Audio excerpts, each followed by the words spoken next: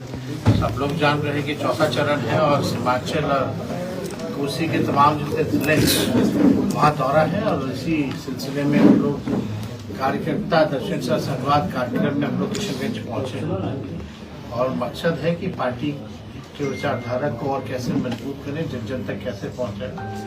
जो grass root worker हैं हमारे पंचायत के, ब्लॉक के, हर बूथ के और जिले के, प्रखंड के, उनसे संवाद करेंगे ताकि पार्टी को और विस्तार कैसे किया जाए, संगठन को और कैसे मजबूत किया जाए। गृह मंत्री के द्वारा अंबेडकर पर जो बार बार अपमानित भाषा का प्रयोग इसके लिए तो हमने बहुत ही कड़ा हम लोगों ने निंदा किया है और इस बयान का जो अमित शाह जी ने कहा है इसका विरोध हम लोग करते हैं और हम लोग तो चाहते हैं कि वो सार्वजनिक तौर पर वो माफी मांगे, सदन के अंदर खड़े होकर के पार्लियामेंट में अगर बाबा साहब अम्बेडकर के खिलाफ अगर कोई बयान होगा तो उसको राष्ट्रीय जनता दल सहने वाली नहीं है, ना हम लोग बर्दाश्त करने वाले हैं। इसको लेकर के पूरे बिहार में जो है हम लोगों ने विरोध किया है। साथी तौर पे बाबा साहब अम्बेडकर हो, गांधी जी हो, कर्पूरी जी हो या नेहरू जी हो, भाजपा के लोगों के पास कोई महापुरुष तो है नहीं, ना भाजपा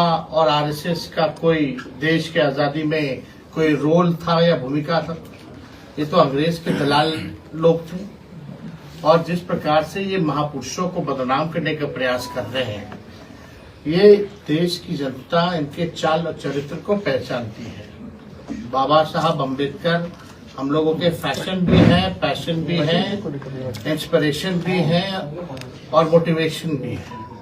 तो किसी भी प्रकार से जो बाबा साहब अम्बेडकर ने 100 करोड़ से भी अधिक लोगों को जो हक, अधिकार और जो जुबान दी, जो सम्मान दिया, गैर बराबरी के खिलाफ उन्होंने जो संघर्ष किया, संविधान उन्होंने लिखने का काम किया, अगर उनके प्रति अगर कोई इस तरह की भाषा अगर कोई बोलता है तो वो निंदा तो उसकी होनी ही चाहिए, लेकिन ये बर्दाश्त से भी बाहर हम लोगों की है। जदयू के एक नेता किशनगंज आए, बोले कि अगर मुसलमान जदयू को वोट नहीं देते तो गद्दार कहलाएंगे। खुले मन से उन्होंने देखिए नकारात्मक लोग हैं, इन लोगों का यही काम है केवल जो है सीमांचल के विकास के लिए जो इनको काम करना चाहिए था उसकी बात तो ये नहीं करेंगे।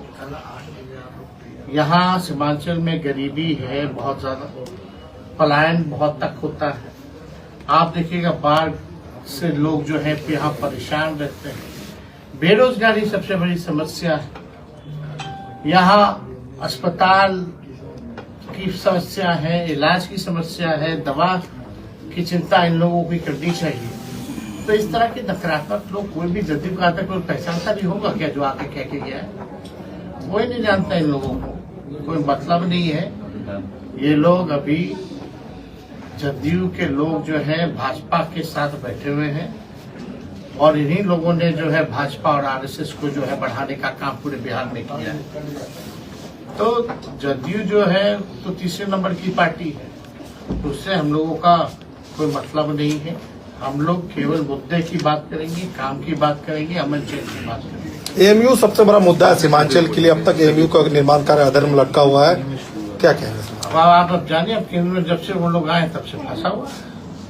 आरजेडी की तरफ से कोई पहल की? आरजेडी की तरफ से तो शुरुआत ही की गई थी। ये कब हुआ था? यूपीए के समय हुआ था। जी जी। उस समय तो हम लोगों के शिक्षा मंत्री, राज्य शिक्षा मंत्री फातमी जी जी और सब लोगों की मांग पे जो है किशनगंज में बिहार के लोगों की मांग हुई, किशनगंज के लोगों की मांग थी। लालू जी जो है उस समय मनमोहन जी से बात करके अभी जो है लाने का यहाँ काम किया है। लेकिन अभी भी देखिए जिस प्रकार से जब से भाजपा की सरकार 14 में बनी तब से क्या हालत है, आप लोग उसके गवाह। बांग्लादेश में अल्पसंख्यक पर अत्याचार हो रहा है लगातार। अरे कहीं भी अत्याचार हो, अत्याचार के खिलाफ हम हैं, चाहे कहीं हो। संभल मामले में क्या कहेंगे? संभल मामला क्या, पूरा यूपी आप देख लीजिए ना।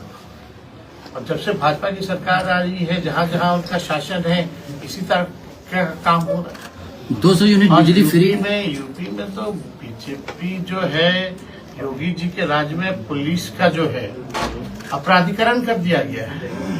200 यूनिट बिजली फ्री के बारे में आपने कहा था, लेकिन यहाँ का सबसे बड़ा मुद्दा बना हुआ है अभी स्मार्ट मीटर, जो लोगों का शोषण कर रहा है। मीटर यही यात्रा के दौरान जो फीडबैक हमको मिला है, इसी फीडबैक के आधार पर हमने जो है स्मार्ट मीटर के खिलाफ, आप लोग सब लोग जान रहे, अभी सदन खुला था तो यहाँ भी सब विधायक लोग बैठे, सब लोगों ने विरोध किया था, आप लोगों ने विरोध किया था। और बिहार में जो बिजली जो है सबसे महंगा बिजली पूरे देश में मिलता है, तो इसको लेकर के लोगों को राहत पहुंची।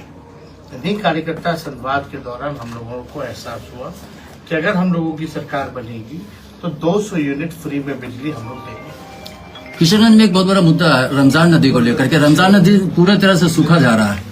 अब यहाँ तक कि छठ व्रतियों को भी दिक्कत हो गया कि वो कहाँ जाकर के छठ मनाए। ऐसे में उस नदी का जीर्णोद्धार के लिए कुछ आप करेंगे? आवाज उठाएंगे, अभी तो आवाज ही उठा सकते हैं।